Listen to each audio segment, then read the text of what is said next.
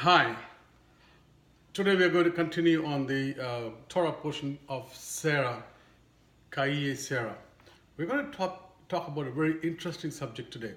This is about the betrothal, or this is about the wedding, the first Jewish wedding. Like any other Jewish wedding, because this is the first role model wedding for the Jewish people, even for the whole mankind. It happened those days. This is an arranged marriage, and in this wedding, how the Jewish person is getting the girl and what all the things that they're supposed to do. We will learn about that one. There are three things that it's not even wedding the first before getting the betrothal. That's the first thing they're supposed to do, the betrothal. During the betrothal, they have to give, the three, they have to make sure that the three things are happening. Number one, the groom has to give money to the bride to make sure the confirmation of his wedding.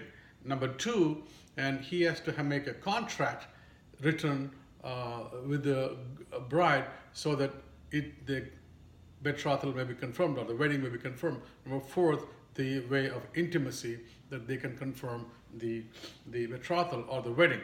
So, Eliezer went and he saw Rivka for Isaac, and the wedding process was getting arranged through him.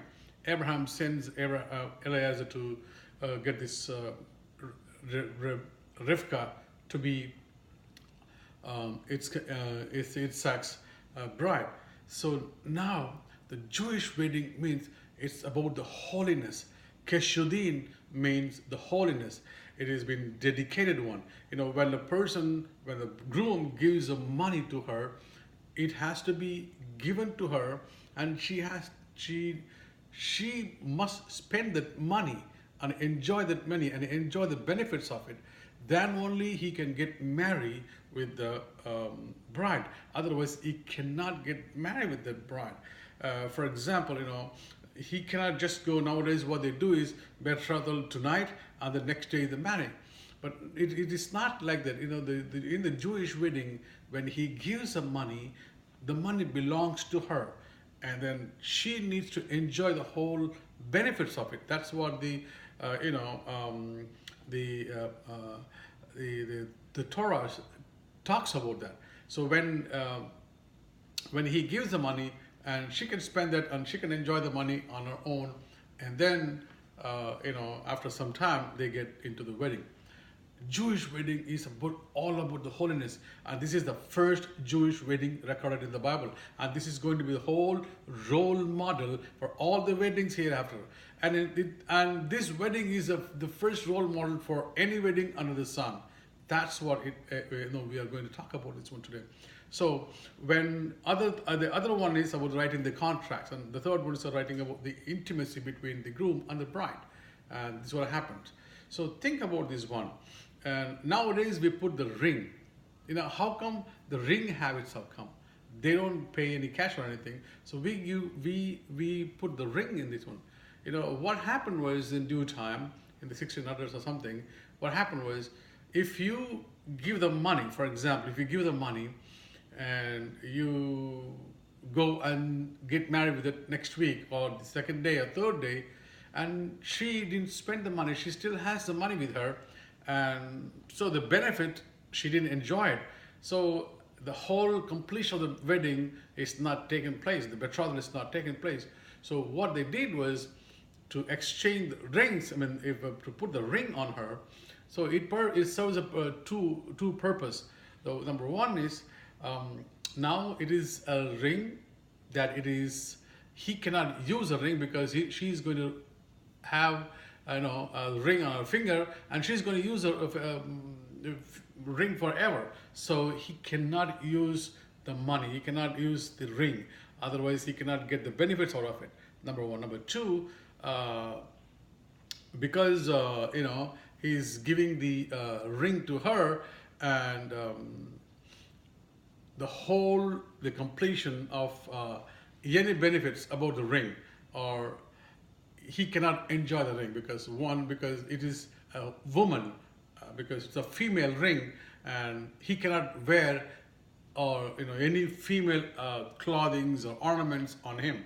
So in such a way that it is nowadays, what they do is they started exchanging the rings and putting the rings there instead of giving the money. See, the first wedding under the sun was between God and the Jewish people. The bridegroom, you know, the, is God, and the bride is the Jewish people. It happened in the Mount Sinai, and the big contract was written. The big contract is about the commandments. It's about the mitzvah. It is a big contract is written, and now the church, the Jewish people, or the whole, in other words, in the Gentile world, is church, is waiting for the groom to come in. During this time period, what the groom will do, groom will in the reality world, what the groom and bride will do, bride will go and dedicate herself, unite together, getting away all the other lives from her. She will be waiting for the groom to come. By the time groom will go and prepare the house and set everything for the family to be started. Same way, now the groom is gone up there for the Jewish people, and now God is preparing the houses for each and every one of us, so that when he comes back, he can take us with him. So this is the exact model of the Jewish wedding. It's exact about the holiness of God. It is about the heaven and earth united together through the wedding. That's how we are being chosen for. That's how the Jewish people was chosen for. That's how we are supposed to follow the same thing. So the wedding of Rivka and Isaac happened the same way that God wedded with the church. That means the Jewish people, the Jewish nation, giving the commandments. Now for Jewish people, and from Jewish people the salvation came to us. Now we are also supposed to cleanse and sanctify ourselves, waiting for the God to come in and to get married. How they're going to get married, how they're going to get sanctified? Following and observing all these mitzvahs. The more the observance of the commandments, the more the observance of the mitzvahs, the more sanctification, the more dedication, the more unifying towards God it will happen. That's what the Jewish nation is getting ready to prepare to meet the groom. The same way, we also have the same opportunity for us God has given to sanctify us. How would you sanctify yourself? Only by following all the commandments, all the 613 commandments. See, that the wedding is such an example. So, like any Jewish person, like Isaac, will propose it, and then the betrothal happens, and then they will be waiting for the wedding day to come. And during the wedding day, during the time period, they will cleanse themselves, they will dedicate themselves, because they're going to be united together and to enjoy their family life. That's the same way God has given an opportunity right now for us to wait and cleanse ourselves, to sanctify ourselves, to get ready for the wedding. It has been told right from the beginning until the end of the Bible, thoroughly and clearly. And also, Abraham also sets one more high standard, because the mitzvahs or the Torah says that one. Abraham gives the gold and the jewels, and also a document signed by him saying that one, every property that Abraham owned was given to Isaac. So it was something like why he wanted to do that one. Probably he could have given 80% of his property if he has some, or 60% or 90%. Why would he wanted to give all the property to Isaac for the wedding? So Abraham wanted to make sure that this is the first wedding of the Jewish, and this is the role model wedding for the Jewish nation and to all the other nations. So he wanted to give everything possible. If he's going to give a percentage by percentage, probably he'll be missing anything. That's why he is setting the stand high. He want to give everything, whatever he stored for this wedding for Isaac, so that the groom is assured that he has been having given all the blessings from his father. So Abraham made sure about this one. So he is giving everything to Isaac to get married with Rebecca or Rivka. See, folks, this is a fantastical, dramatic situation. God has made the covenant between. See, it's a contract written exactly. The contract is the commandments. 613 commandments it's given. On top of it, Jesus also, he came and gave another two more commandments to tell them to love the neighbor. But 613 commandments were supposed to be kept. And that's how you will cleanse yourself, to sanctify yourself, waiting for the groom to come in and to get married with us. Because the groom is making the house ready, the rooms ready. The same way the Isaac and the Rivka's wedding was getting arranged, and Abraham offered everything to them. So the Jewish wedding means it's a holiness. It's a complete holiness. Jewish wedding means it's a complete dedicatedness. It is Jewish wedding is complete united together. We followed everything. That's the first wedding happened in the Bible, and it is a role model wedding all the way through, to all the other nations. But nowadays, folks, think about this one. For the money purposes, what we do, probably we'll go and we'll get the betrothal done on the same day, and within 1 week time or within next day, the wedding is over.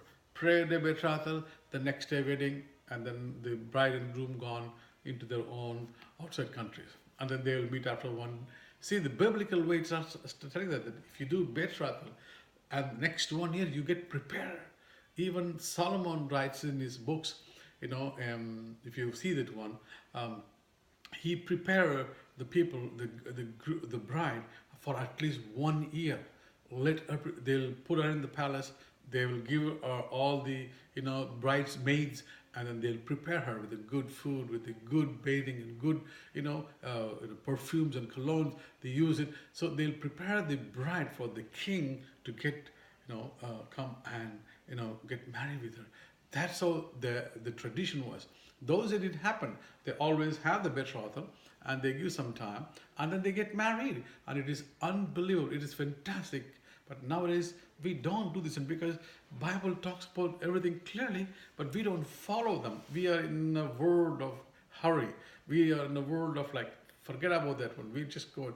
So the same way we miss so many things in our Christianity and Christian life too, because everything is compromised. Everything is taken care of. Whatever we think is the right thing, and we'll do. So it is not the way that we think. It is not the way that we think. It is about how the wedding was done. Abraham was taken care of the first, even though Sarah was not there, even though this Torah portion includes a wedding, Jewish wedding, but it happened in a way that it's a godly wedding, it's a dedicated life, and it has to happen in a way. We know now why they're wearing a ring. A ring solves a purpose. That ring, how it's been owned by the bride, and make sure that groom, whatever he gives the money to her is been spent or not. But because of this ring, he owns everything. He doesn't get any benefit out of the ring.